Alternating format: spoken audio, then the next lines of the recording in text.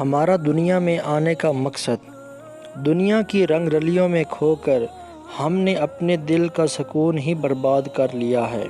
اللہ نے ہمیں دنیا میں کس لیے بھیجا، آج ہم وہ بھول چکے ہیں۔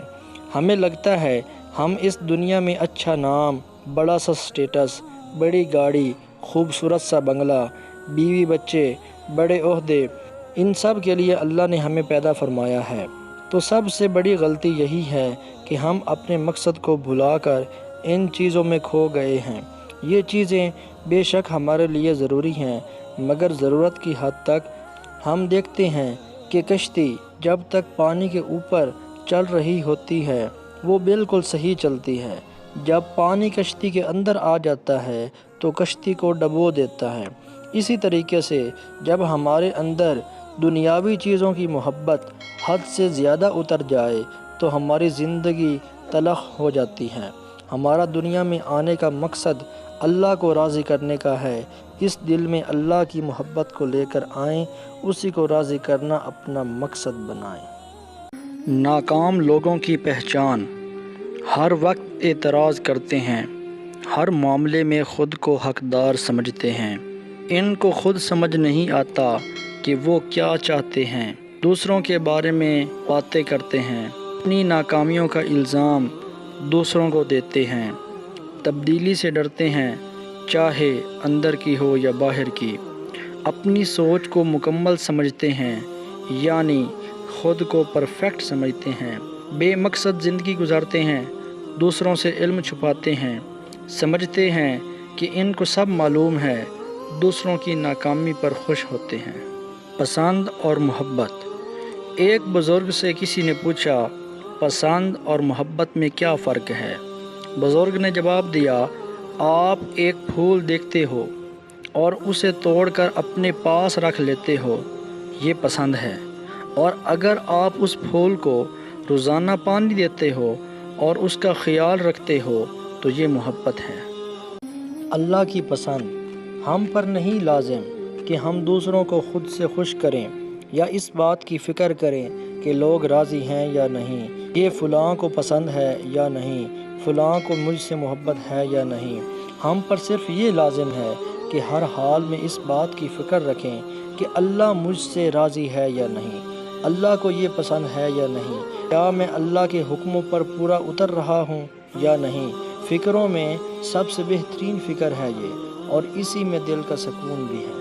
میرے پیارے اللہ جی، میرے پاس آپ جیسا کوئی نہیں، مجھے کبھی خود سے دور نہ کرنا، مجھے کبھی اکیلا نہ کرنا، کبھی میں بھٹک بھی جاؤں تو اپنی طرف موڑ لینا، مجھے اپنے سوا کسی کا محتاج نہ کرنا، تیرے سوا میرا کوئی سہارا نہیں، تو ہی میرا دوست، تو ہی میرا سب کچھ ہے، تیرے بنا ایک پل گزارا نہیں، تجھ سے بات نہ کر لوں تو سکون میسر نہیں آتا، تجھے اپنا حال نہ بتاؤں تو دل کو قرار نہیں آتا، سجدوں کی لذت سے سکون پاتا ہوں، تجھ سے بات کر کے میں دل سے مسکراتا ہوں۔ ایک مرتبہ ایک بزرگ نے ایک محفل میں اپنی بند ہتھیلی کو سب کی طرف کر کے دریافت فرمایا، میرے ہاتھ میں کیا ہے؟ کچھ نے جواب دیا، شاید آپ کے ہاتھ میں ہیرے جواہرات ہیں۔ پھر ایک صاحب سے پوچھا، انہوں نے بھی کچھ سوچ کے بعد جواب دیا، شاید سونا ہے۔ پھر پوچھنے پر ایک نے جواب دیا کہ آپ کے ہاتھ میں اگر ہیرے جواہرات نہیں اور سونا نہیں تو یقیناً چاندی یا کوئی قیمتی چیز ہوگی۔ تب ان بزرگ نے اپنے ہاتھ کو کھولا تو ان کے ہاتھ پر چند کنکریاں تھیں، سب حیران رہ گئے۔ ارشاد کیا، عورت کی مثال اس بند مٹھی کی طرح ہے، اگر وہ بند ہے یعنی با پردہ ہے تو ہیرے جواہرات، سونا چاندی اور اس کی بیش بہا قیمت ہے، لیکن اگر وہ مٹھی کی طرح کھل جائے، بے پردہ ہو جائے تو وہ بے وقعت پتھر اور کنکریوں کی مانند ہے، جس کی کوئی عزت اور قیمت نہیں۔ اکثر لوگوں کو بولتے سنا ہے کہ وہ انسان رانگ ٹائم پہ ہماری زندگی میں آیا، یا یہ کام غلط وقت پر ہو گیا، لیکن ایک مسلمان ہونے کے ناطے کوئی رانگ ٹائم نہیں ہوتا۔ ہماری زندگی میں جو بھی برا ہوتا ہے وہ اللہ تعالیٰ کی طرف سے ہی ہوتا ہے، یہ سب اللہ تعالیٰ کا فیصلہ ہوتا ہے کہ ہمارے ساتھ کب کیا ہونا ہے، اور اللہ تعالیٰ کے فیصلوں میں کوئی رانگ ٹائم نہیں ہوتا۔ برا ہوتا ہی اس لیے ہے کہ ہم برائی سے دور اور اچھائی کے قریب رہیں، سیکھیں اور دوبارہ وہ کام نہ کریں۔ اس لیے آپ کے ساتھ جو بھی اچھا برا ہوتا ہے وہ اللہ تعالیٰ کا کام ہے۔ اللہ تعالیٰ کو معلوم ہے کہ کب ہمیں خوشی دینی ہے اور کب غم سے گزارنا ہے۔ ہم میں سے اکثر کی زندگی ایسی ہی ہے، ہم اپنے غم کسی سے شیئر نہیں کر سکتے، معمول کی طرح موبائل اٹھاتے ہیں، واٹس ایپ، انسٹاگرام اور فیس بک پر سکرولنگ کر کے واپس رکھ دیتے ہیں۔ ہمارے کانٹیکٹس میں بے شک 100-200 لوگوں کے نمبر ہوں گے، مگر کوئی ایسا نہیں ہوگا جو سچ میں سب کچھ بھول کر ہمیں سن سکے۔ سب مصروف ہیں، جن کو ہم اپنا کہتے ہیں انہی کو ہم بلا جھجک میسج نہیں کر سکتے، کیونکہ یہ وہ دور ہے جہاں ہمیں سننے والا کوئی نہیں۔ خود غرضی کا دور۔ جیسا ہم اپنے لیے امید کرتے ہیں تو ہم وہ امید خود کیوں نہیں بن جاتے۔ اس لیے اپنے آس پاس لوگوں کو اگنور مت کیا کرو، سن لیا کرو توجہ سے، بغیر روکے، بغیر ٹوکے اور بنا جتائے۔ میں نے اکثر دیکھا ہے کہ لوگ ایک دوسرے سے آگے نکلنے کی کوشش میں لگے رہتے ہیں۔ اس کے پاس یہ چیز ہے تو میرے پاس کیوں نہیں، اس نے ایسے کپڑے پہنے تو میرے پاس ایسے کپڑے کیوں نہیں۔ کسی تقریب میں جانا ہے تو ہر دفعہ نیا لباس، تاکہ لوگ دیکھ کر یہ نہ کہیں کہ اس نے تو پہلے بھی یہ پہنے تھے۔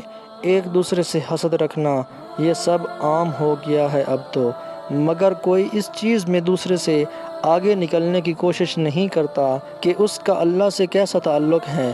اپنے اور اللہ سے تعلق کو مضبوط بنانے کے لیے کوئی جتن نہیں کرتا۔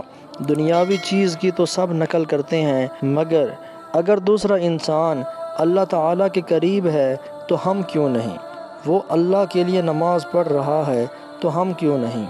آج کل لوگوں کو دنیا کا لالچ ہے، اگر یہی لالچ نیکیاں کمانے کا ہوتا تو دنیا میں برائی کے لیے جگہ کم پڑ جاتی۔ آیت کرسی ایک خدائی تالا ہے۔ کسی گاؤں میں ایک بندہ تھا، اس کی بڑی خوبصورت اور نسلی بھینسیں تھیں۔ اکثر رات کو ایک چور اس کی حویلی میں بھینسیں چوری کرنے کی نیت سے آتا، لیکن وہاں پر کچھ نہ دیکھ پاتا۔ لیکن صبح جب اس کی حویلی میں جاتا تو بھینسیں وہیں موجود ہوتیں۔ وہ یہ دیکھ کر بڑا حیران ہوتا۔ ایک دن اس چور نے بھینسوں کے مالک سے حیران ہو کر پوچھا، تمہاری بھینسیں بالکل محفوظ ہیں، چوری نہیں ہوتی، گاؤں میں تو اکثر لوگوں کی چوریاں اور جانور لوگ لے جاتے ہیں، ایسا کیوں ہے؟ یہ سن کر بھینسوں کے مالک نے کہا کہ میں آیت الکرسی پڑھ کر چاروں کونوں میں پھونک دیتا ہوں۔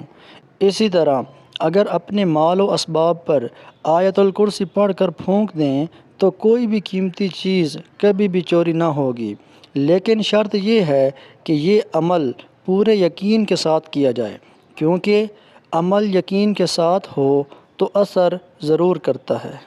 عبرت ناک واقعہ۔ ماں کو بیماری میں تنہا چھوڑ دیا۔ ایک شخص کی ماں سخت بیمار، موت کے بچھونے پر پڑی تھی۔ اس کے باوجود نالائق بیٹے نے اس کے ساتھ بدتمیزی کی اور بیچاری کو تنہا چھوڑ دیا، اور وہ غریب اسی حالت تنہائی میں انتقال کر گئی۔ وقت گزرتا گیا۔ 30 سال بعد اس نالائق بیٹے کو دست لگ گئے اور نہایت کمزور ہو گیا۔ ہاتھوں کا کیا یوں آڑے آیا کہ رو رو کر کہتا سنا گیا، میرے 3 بیٹے ہیں مگر میری بالکل پرواہ نہیں کرتے، میں کئی روز سے بیمار پڑا ہوں مگر ایک بار بھی ملنے نہیں آئے۔ آخر کار وہ اپنی ماں کی طرح رات کو اکیلا مر گیا۔ صبح محلے والوں نے دیکھا کہ اکیلی لاش پر چیونٹیاں اکٹھی ہو چکی تھیں اور اس کو کاٹ رہی تھیں۔ دل دکھانا چھوڑ دیں ماں باپ کا، ورنہ ہے اس میں خسارہ آپ کا۔ 10 سال کی عمر سے بچوں کے بستر الگ کر دو۔ حضور صلی اللہ علیہ وآلہ وسلم فرماتے ہیں کہ جب بیٹا یا بیٹی، لڑکا یا لڑکی، مرد یا عورت 10 سال کے ہو جائیں تو ان کے بستروں کو الگ کر دو۔ ان کے بستروں میں جو رات کے آرام کے بستر ہیں ان کے بیچ میں فاصلہ کر دو۔ سگی بہن کے ساتھ نہیں سو سکتی، ان کے درمیان فاصلہ کرو، درمیان میں تکیہ رکھ دو یا کوئی اور چیز رکھ دو، بستروں میں تفریق ڈال دو اور سگا بھائی سگے بھائی کے ساتھ نہ سوئے، یہ شریعت کا حکم ہے۔ جن لوگوں کو نفسیات کا تجربہ ہے ان سے پوچھو کہ اس میں کتنا راز ہے، شریعت کے اس حکم میں کیا شفقت و رحمت ہے۔ لہٰذا اپنے 10 سال کے بچوں کو کبھی اکٹھا مت لیٹنے دو، بیچ میں کوئی چیز حائل رکھ دو۔ ایسے ہی اپنی سگی بیٹیوں کو بھی جب 10 سال کی ہو جائیں تو ان کے بستر الگ کر دو۔